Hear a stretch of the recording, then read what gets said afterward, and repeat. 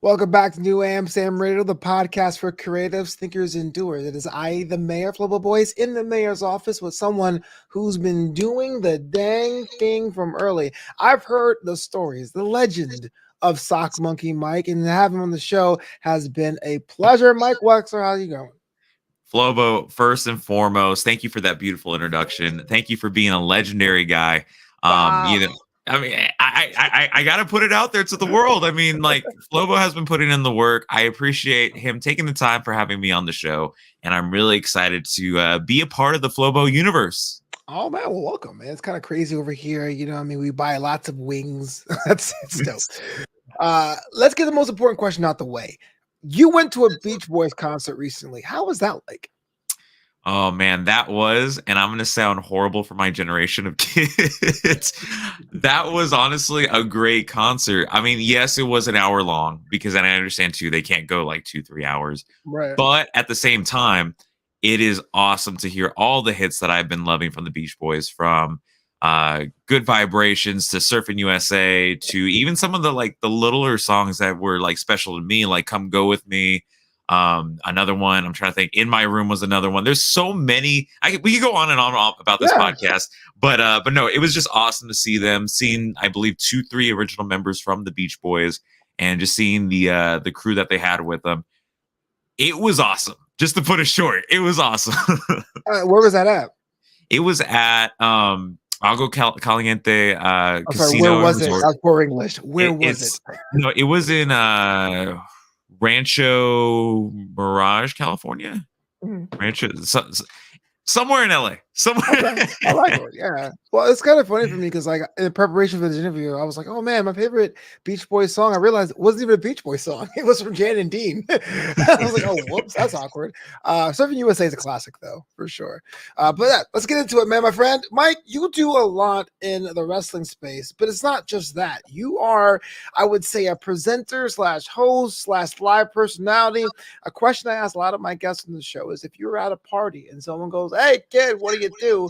What do you tell them? I tell them I'm just a passionate kid that just showcases that and embraces positivity. I mean, I would say I'm a DJ. I would say I'm a broadcaster, an influencer, a journalist, or whatever. But I feel like those are just typical things that you would hear from other people. I'm just me. I'm just a regular Mike Wexler guy that like just loves wrestling, loves sports, and loves spreading that positivity around. You notice from all the Instagram stuff that I've shared. That's what I like to do. I like to share stuff that is pretty cool. And it's nothing based upon money. It's nothing based upon any reward upon that aspect. It's more so of like, you got to check out these people because like I find it cool and you guys should be checking it out too. Yeah, that's kind of cool to share the wealth, wherever that may be. I mean, there's no doubt in my mind. That's why I learned of you through the wrestling avenue. But it was cool to see that you just do multiple things in there. You have a bit of a reputation. I'm not sure if you realize this, as being someone so ambitious to do whatever needs to be done. Either you're controlling traffic, or you're helping people the ring, or you're high fiving people. Is wrestling a dream, the dream, or something you're into right now? See, that's a good question, Flip. Wow, you actually asked to like, wow, that made me think. No, honestly, it would like to be honest, wrestling is and always will be a passion of mine. It is truly a dream, it is the dream, and it is also something that I'm very passionate about. It's all three to answer your question because it's I love it. I grew up with the wrestling fandom family starting all the way back since I was born when Vince McMahon won the Royal Rumble back in January 24th, 1999. It's actually my favorite Rumble, if you believe it. It's actually my favorite Rumble of all time. Yeah, and that's how it started. I mean, it was just surrounded. I mean, I was just surrounded by it, and it was awesome to feel the love, feel the support of my family, and seeing how much they were into it. It really inspired me to really love it. So, again, to answer your question, it's all three. Like there's no simple, just one straight answer. Yeah, I gotcha. There's nothing wrong with that, man. When I came to California in 2007. I came in with dreams of being one thing. I wanted to be a filmmaker. I wanted to be an editor, but I don't do that anymore. I do everything else but that. You know what I mean? So I understand to be a little bit of flexibility in there. One of the cool things, though, what I like about you and your brand is you have your own podcast, like most people, but your podcast is actually dope. Your story. Talk to me about the launch, the decision to do the podcast. How's that experience been as a broadcaster? Walk me through everything. Oh man. To be honest, I really didn't get into podcasting until the pandemic. I mean, especially if we're talking about on a consistent level. I mean, I had a podcast before called the Two Sides of the Coin podcast, which is no longer active. That was really my introduction to the podcasting game and seeing everybody doing a podcast way before the pandemic had happened, obviously. Mm-hmm. And I started with my college buddy named Kevin Morris. So shout out to you at his Westernist Art on Instagram. And he really set the foundation to, like, having those casual conversations, about either movies or sports. We would always have these little funny segments where we would call our professor who was behind the camera and be like, so what do you call a sack? I'm like, a sack? So it was just it was kind of one of those like sports trivia or movie trivia that was just really based upon comedy. So I've always had that since maybe about 2018, 2019. But like I was going back to before upon the podcasting and being consistent with it, when the pandemic had happened and everything had shut down in March of 2020, everybody was bored. Everybody didn't know what to do. So it was just kind of one of those things where I was like, okay, I have this platform, which is now everybody's based on technology. Everybody has a social media, I'm guessing at this point. What do I do to not only fill in the time, but kind of stand out? Because I've had material before of like doing interviews at wrestling events and stuff like that, but nothing really consistent. So Right. I had contacted some of my friends and numerous emails, like the same emails I probably gave you is the same emails I gave everybody else. That professional, long, like here's who I am. This is what I've done. Here's the people I've talked to or have worked with before, and can you do an interview, please? So it was it was cool because like I got to talk to some of my friends, like Alyssa Marino, and I think we already know who's been killing it over there in the SoCal scene and now the Florida scene. Same thing goes with the first person I ever interviewed for the Sock Monkey Mike show, and that was AJ Kirsch. Someone that has voiced for WWE 2K before, Yeah. professional wrestler, was on Tough Enough. Can I jump in here? Why do you think people say yes? I think a lot of times people have podcasts that are kind of scared or gun shy to shoot the shot. You did, and people said, yeah. Why do you think they say yes? To be honest, Lobo, I have no idea. No, I think what it is, to be honest, is that I think I present myself differently than every other podcaster out there. I feel like that I'm not the typical, in the wrestling business, we call it a mark podcast, where it's basically like oh my God, what was it like doing this? Like, it's more of a conversation. Shout out to Justin of the Wrestling Classic, because he really kind of set the foundation for keeping it casual on interviews and stuff like that. Most of the Your Story episodes, what you see as a regular conversation, was really helped by and really influenced by him. So shout out to him. But other than that, I mean, it's really just like maybe just the email and the way that I presented it, or maybe it's oh yeah, I seen your stuff on social media. You sure about that? Yeah. Well, it's cool because like a lot of times it does seem like a force of nature. We have podcasts, and I got inquiries before, and you do the little like, I'm going to search who this person is, and you're just like, oh, I don't really know if I want to be associated with this. But you've been at this brand working it for years, and it just seems that it's getting more refined. You're getting your name out there. Has the fame gone to your head? Has someone come up to you and asked for an autograph? Well, how does that feel like when someone's like, you're the Sock Monkey Mike guy?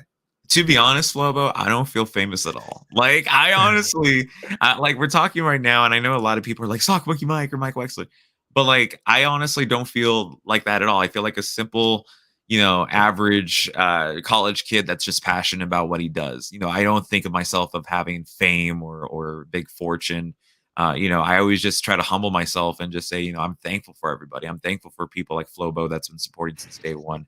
There's a lot of people that have supported me on that journey, and I do my best to reciprocate that support back. But no, to answer your question, no, I have never once had it, excuse me, I never had once like that feeling of like I'm too famous for everything now. Like, no, that's not me at all.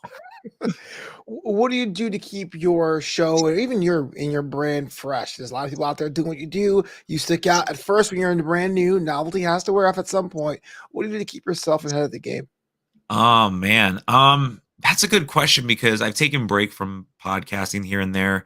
Not just like for mental things or anything like that, but more so like I don't have content to put out. So like Okay. it's very hard because I know you had put on there on Instagram, which you guys could follow at Flobo Boys or Flobito. Both of Um, them but like actually. but like I think it was a thing called shadowing, I believe.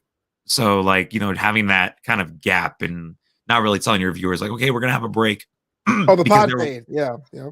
yeah. So the pod fade I had one time, thank God, because we just had that gap of like there's no content to be put out there. Right. So, it's just to keep it fresh. I mean, I think thankfully, I don't want to thank my production team on that. I want to thank Isaac Rodriguez. I want to thank Mike Contreras. I want to thank Kelly Phelps. Or excuse me, not Kelly Phelps. I'm so sorry. Kelly Scott. I don't know why I was thinking my old boss's name.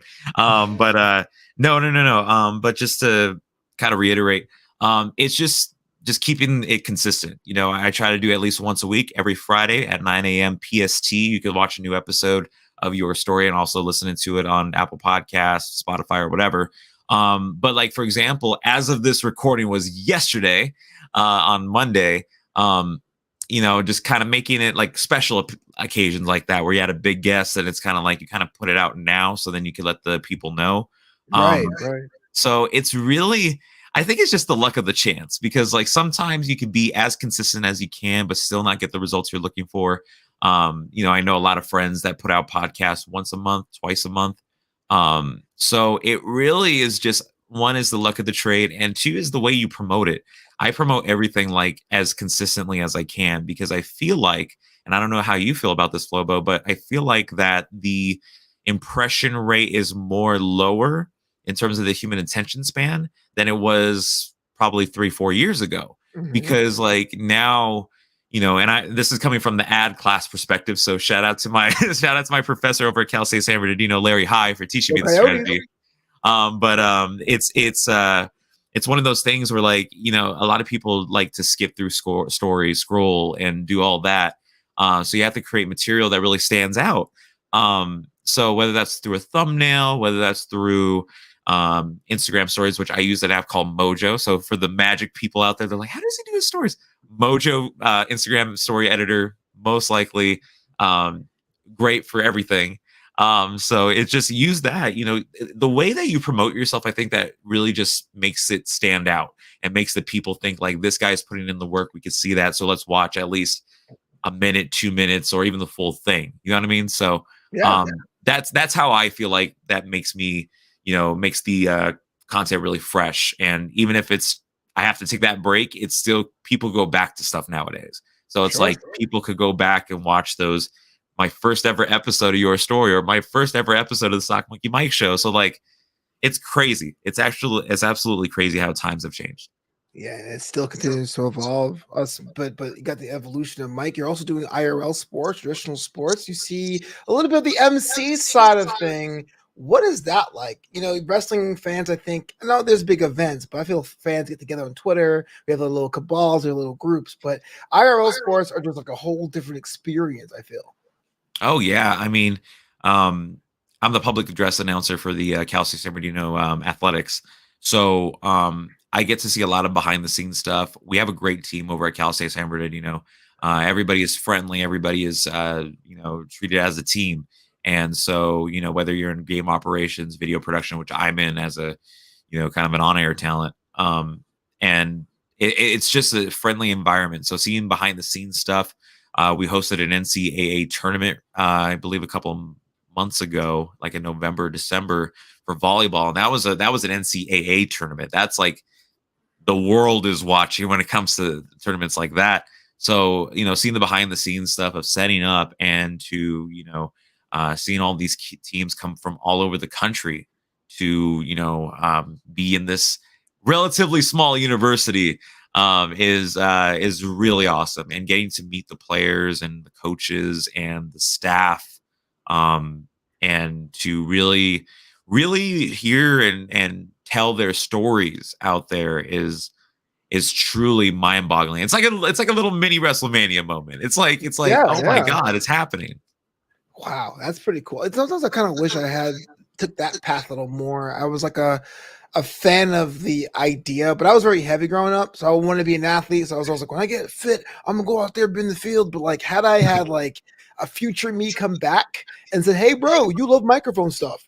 Focus on that," I probably would have jumped in a lot easier, a lot quicker. But you saying you're at a CSU San Bernardino, the Coyotes, man, that is a school that doesn't have a lot of pride, but you have pride for your college. I respect that, man. Like, how does it feel going out there representing for you, your family, your entire background, just going out there saying, "I'm going to be the best dang broadcaster, MC, host on the planet." Oh man, I mean, it's awesome representing my university and representing my family within that. I feel like that home is really key when it comes to anything. I have a supportive family. I have a supportive friend group. I have a supportive following. Everybody has been nothing but positive and great for me, and I'm very grateful for them. And then when it comes to going to Cal State San Bernardino, I mean, same thing. I mean, there's so many. Of course, there's the ups and downs here. Of course, you get late to one class, you get a bad grade last semester. Shout out to my communications professor last semester who failed me. You inspired me to keep going. That's respect. Um, That's respectful. Awesome. y- you know, and it's a funny thing with that too, really quick, because what ended up happening was I did every assignment except for the final one. And I remember just her telling me, she was like, um, like you did great on every assignment, but this was not your best work, and that's why you failed. I'm like, okay, cool. Yeah. like, hey, I mean, I'll retake it in the fall, and I'm just gonna keep my head up and keep going. Was she right So, though? huh? Was she right? I mean, okay, I don't like to showcase work that wasn't that great, but it wasn't that great. It was like I could see where her point was coming from. So but honestly, going to Cal State San Bernardino is truly awesome for me. It's getting to connect with a lot of people, and it's truly great, especially now since we're back in person. Knock on wood. I have to look around for wood. I guess knock on my dress in the background here. Yes. Well, that's cool, man. I mean, as far as a collegiate thing, and I just the reason why I poked and prodded about that because I have failed classes before, but it says a lot to me as being such an advanced person of age on this call to say, hey, look, I made something that was a good effort, but it wasn't good enough. I was called on it, and I said, I'll respect what you're saying and moving on. That's where people learn. I feel like people always say, "Hey, Flobo, yo, you're so smart, you're killing the game." And I said, don't be afraid to be dumb. Right. I grew up with Weird Al Yankovic, right? Dare to be stupid. And I Mhm. think that's pretty cool to say, hey, look, I don't know anything about esports. I want to learn. I don't know anything about hosting a show with a format. I'm going to learn. And thankfully, on Instagram at Flobito, I can say what I learned for free for other people, so that way they can share. So, but as I'm saying, you have it, bro. Like you have the talent, you have the content, and now you have like the wherewithal to be like, okay, this is what happened. This is how I can improve. So Right. but representing, man, Mike Wexler, you and I, we're both people of a certain color. We're both brown folk. Yep. Is there any pressure to represent on that level when you create? Do you think about that, or is it kind of like air where it's always around, but only if you really think about it, it shows up? Oh man, that's a good question. I try to represent my culture any time that I get to do what I do. Because I am of the Mexican American heritage. But I also am a rare mixed breed when it comes to Mexican American, and of course, from my dad's side of being the Jewish Hebrew uh, side as well. So I try to represent those cultures in the best of my ability. And to make my culture proud, my heritage proud. And am I gonna be successful at it 100% of the time? No, but Fair I'm enough. gonna be. I'm gonna try my. Sorry, I don't know why my mom keeps texting. She's like, "How are you doing over there?" No, no, it's just I try my best to do the best to my ability of making my culture proud, because I feel like that, um, it's always been surrounded by me, when it comes to the culture, and um, you know, when it comes to like celebrations and all that. Like whenever we do Thanksgiving, everybody, like trust me, Flo, everybody shows up. Even Yeah. when it came to Zoom Thanksgiving, like it was like, trust me, everybody and anybody shows up. And having the family feel within my family is awesome. Getting that connection, getting the nurture when it comes to my family, and seeing how connected they are really, inspires me to, have that, and to, treat others as I would treat myself. What I mean, with being family and stuff like that. So it's great. It's honestly great to really have that influence and really have that vibe. I don't know if I'm too modern to say that, but vibe. But it's awesome. It's definitely awesome. Do you celebrate Christmas and Jewish holidays as well, or is it? If you don't Yes. mind me asking. Only Christmas.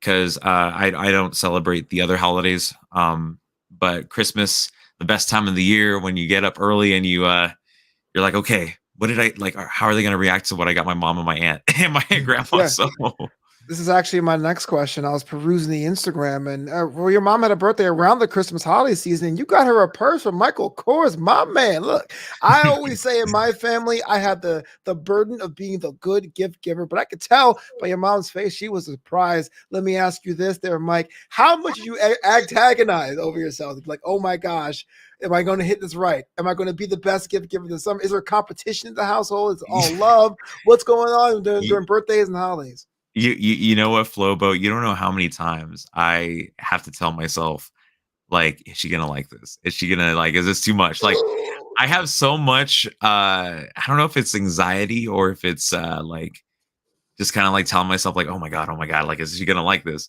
But like, it's awesome. It's awesome to really get her reaction to it and her loving it, because her love and um, her just being surprised or whatever is more rewarding than anything money can buy. You know what I mean? Because I feel like that's just what that's what's most important for me.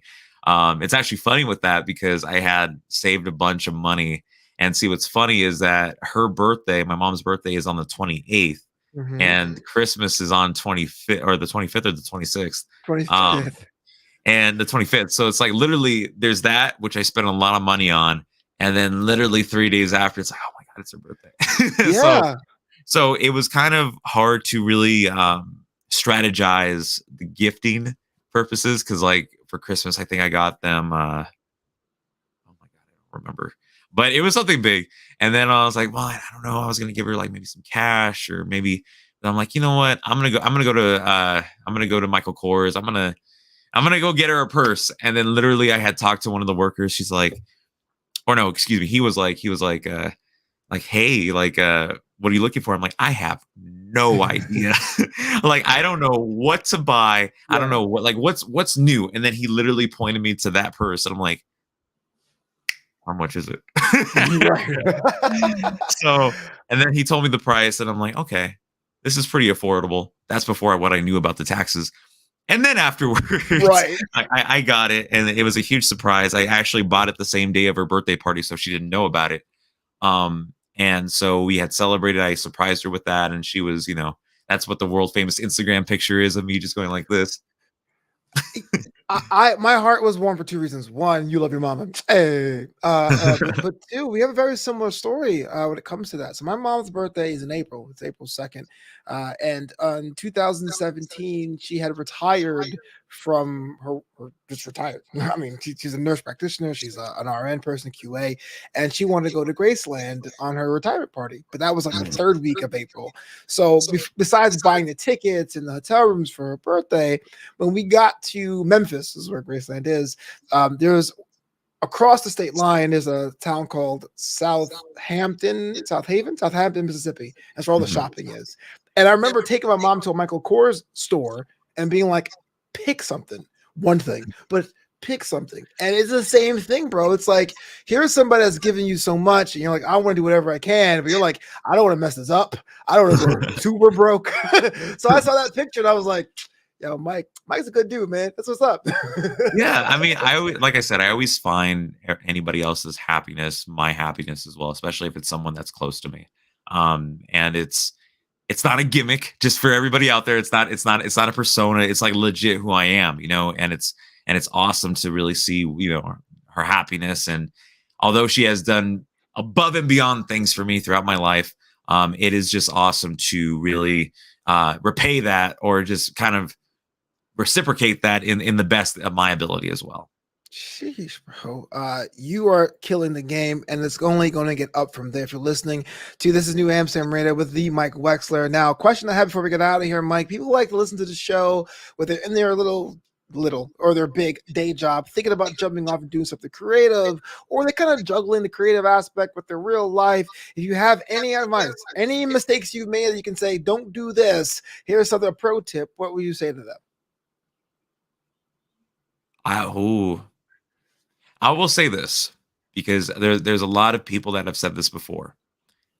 I will say, do not don't okay, if I would tell myself something personally, I would say just don't be fearful, just do it. Just to pursue anything. And there's going to be a lot of bumps in the road, but just know that you're going to get to that end goal. But other than that, just don't change anything. Just go do what you do, because if everything happens for a reason. And so, if you change one thing, would you make it to where you are now? You know what I mean? Like, are you gonna be like Flobo, who has so many great hits out there, and that is doing all these podcasts like Draped in Gold, New Amsterdam Radio, which we're doing right now? Yeah. But no, on the real note, that's what it is. Just to continue what you're doing, even if you have one listener, 5 listeners, 10 listeners, or if you're like me, who has, I can't say it out loud, but Millions and no, millions. no, no, no, no, on an average of like maybe 10 to 12. It's just do it. You know what I mean? And surround yourself with people that are as passionate, or passionate like you are about what you want to do, or even something similar. I'm very thankful for being surrounded by people like a Flobo, like a Jack Farmer, like Mhm. Justin of the Wrestling Classic, Daniel of the Dropkick Podcast, or even THS Wrestling. Shout out to them. Everybody Oh, from absolutely. Yeah. There's some good Neeson, people. Pingle. Like, there's so many people out there, and even my mentors out there, like Drew Gulak. Shout out to him, who's really awesome. If we're going outside of the wrestling realm, Johnny LaQuasto, someone that's I consider a great person. Alyssa Marino. Oh my God, I'm trying to remember everybody.